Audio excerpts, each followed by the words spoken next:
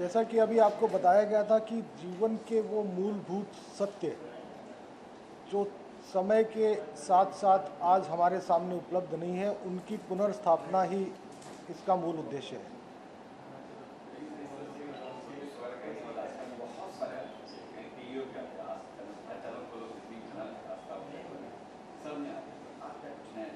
बंधु, मैं पिछले 40 वर्ष से ज्योतिष का अंतर्राष्ट्रीय स्तर पर प्रयोग कर रहा हूँ एंड प्रोफेशनली ये 40 साल इस पूरे हो गए हैं इस साल। जितने भी टीवी चैनल्स हैं प्राय सभी के मेरे पास हमेशा ऑफर रहे। हेलो हेलो, सभी का ऑफर रहा, राशिफल और सभी का हमेशा ये रहा कि आप इस बारे में करिए। और मैंने कभी जीवन में ये प्रयोग नहीं किया। आपने देखा होगा कि मैं कभी टीवी पे नहीं आता। मेरे जितने भी राइटअप हैं जो मैंने हिंदुस्तान टाइम्स या दूसरे इंटरनेशनल पेपर्स में लिखे हैं, वो एक ही उद्देश्य के लिए लिखे हैं कि आज का जो युवा है, आज का जो समाज है, उसे ये बताया जाए कि कर्म के बिना कुछ नहीं होगा। जिस तरह से दुनिया भर के चैनल्स में ये सब आता है, उन सब चीज़ों को मैं शुरू से ही उनका मैं विरोध करता रहा हूँ। और सबको ये चाहिए कि वो सबसे पहले अपने जीवन को, अपने कर्म को, अपने दायित्वों को समझे और आगे बढ़े, क्योंकि ये सब चीज़ें कहीं काम नहीं आती। आपका जब भी जिक्र आता है नरेंद्र मोदी का जिक्र अपने आप चला आता है, जो आपने प्रेडिक्ट किया था वो जिस तरह का घमासान, राजनीतिक घमासान उत्तर प्रदेश में, वहाँ आप किसको प्रेडिक्ट करते हैं? वहाँ समाजवादी पार्टी है, कांग्रेस है, बीजेपी को बताना चाहेंगे? देखिए, उत्तर प्रदेश में निश्चित तौर पर सरकार भारतीय जनता पार्टी बनाने जा रही है। कितने भी छद्मवेश हो, कितने भी राजनीतिक उठापटक हो, सरकार मोदी जी ही बनाने जा रहे हैं। उसके बाद ये भी है कि वो फिल्म भी बनाने जा रहे हैं, और फिल्म बनाने के पीछे क्या वजह है? और जैसे आपने युवाओं का जिक्र किया, किस तरह की फिल्म होगी?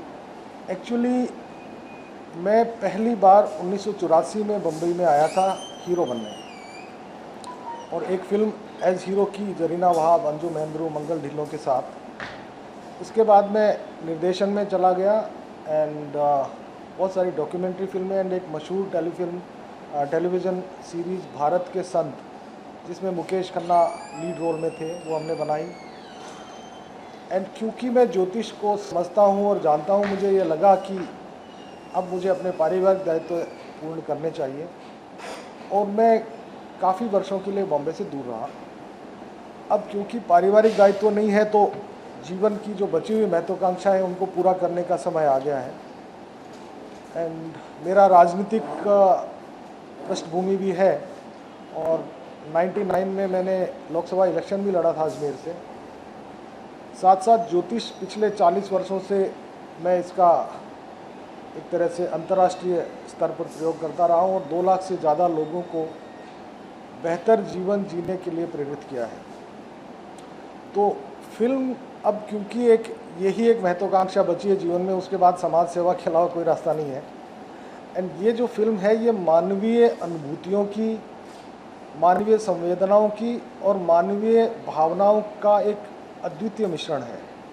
और इसमें साथ साथ मनोरंजन का भी एक तरह का बहुत दूसरे किस्म का प्रयोग है, जिसमें मनोरंजन के साथ एक प्रेरणात्मक संदेश देने की हम कोशिश कर रहे हैं।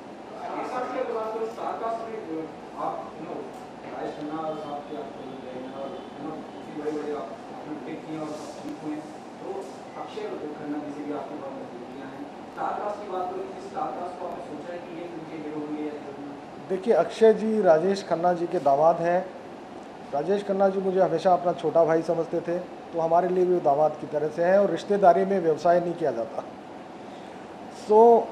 एंड पिछली बार जो मेरा इंटरव्यू था इसी जगह पे प्रेस कॉन्फ्रेंस में, मैंने उस समय ये कहा था कि आने वाले समय में नए निर्माता, निर्देशक, अभिनेता और संगीतकारों का समय आ रहा है, और मेरा पूरा प्रयत्न रहेगा कि इसमें नए लोगों को मैं मौका दूं, और उनमें जो प्रतिभाएं हैं उनको प्रस्फुरित होने का मौका दिया जाए। और आने वाले 3 साल उन्हीं लोगों के हैं, क्योंकि आने वाले 3 साल में बहुत सारे नए लोग आने वाले हैं, बहुत सारी नई प्रतिभा फिल्म इंडस्ट्री में आने वाली है। आगे आप किससे कास्ट करने वाले हैं? कौन है आपके? अभी सब्जेक्ट पे काम चल रहा है। असल में मैं 2 फिल्में बनाने जा रहा हूँ। एक रियल लाइफ स्टोरी है, एक बायोपिक है, और उनका स्क्रिप्ट का काम शुरू हो गया बिकॉज मैं बहुत वर्षों के बाद बॉम्बे आया हूँ और अक्टूबर से ही मैं बॉम्बे में रह रहा हूँ। सो आई थिंक आने वाले 3 महीनों में स्क्रिप्ट का काम कंप्लीट हो जाएगा एंड जुलाई ऑनवर्ड्स हम शूटिंग शुरू कर देंगे। सर बायोपिक की अगर बात कर रहे हैं आप, किस शख्सियत पे बायोपिक वगैरह और ये एक बहुत महान महिला है और उसको हमारे हर घर में जाना जाता है, लेकिन उसके जीवन के बारे में लोग नहीं जानते, तो अभी इस बारे में नहीं कहेंगे। लेकिन वो जब लोग देखेंगे तो उनको लगेगा कि मैंने काफ़ी गंभीरता से उस पर रिसर्च किया और वो लोगों के सामने उसकी सही कहानी जानी चाहिए। असल में वो महिला पूरी मानव जाति की है। वो हमारा वसुंधैव कुटुंबकम को रिप्रेजेंट करने वाली महिला है।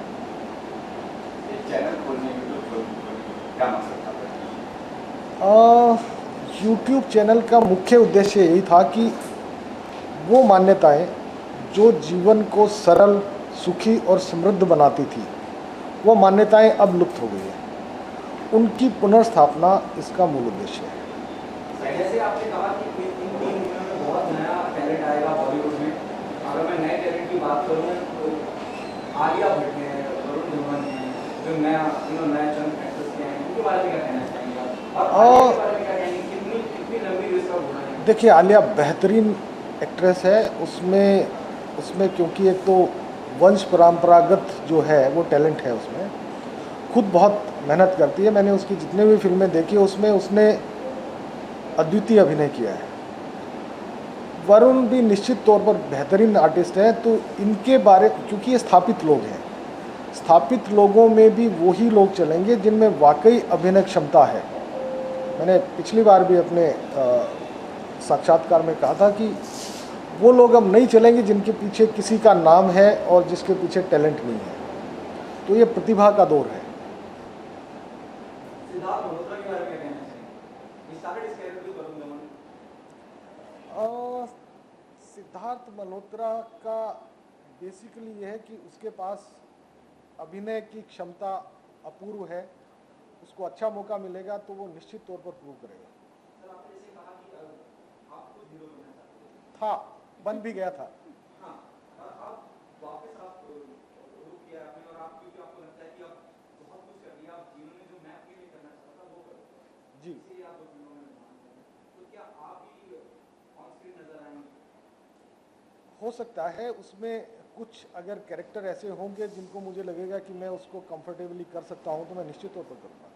सर माइंड में रिपीटिंग माइसेल्फ, डियर जिंदगी हो या चलते हो, कहीं एक कार्टून दिखाया गया है, गॉडफादर दिखाया गया, जो फिल्म लाइफ है, तो दूसरा का किरदार में बात करना चाहिए।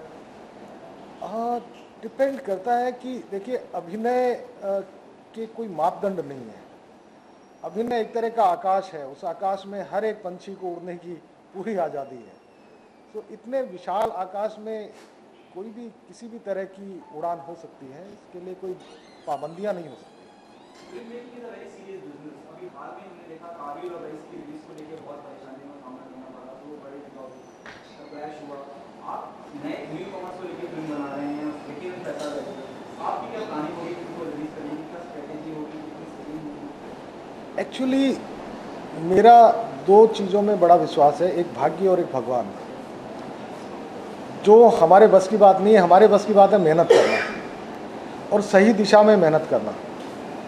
हम सही दिशा में मेहनत करेंगे, और जब भी कभी आप नेक नियति से सही दिशा में मेहनत करते हैं तो उसमें भाग्य और भगवान दोनों साथ देते हैं।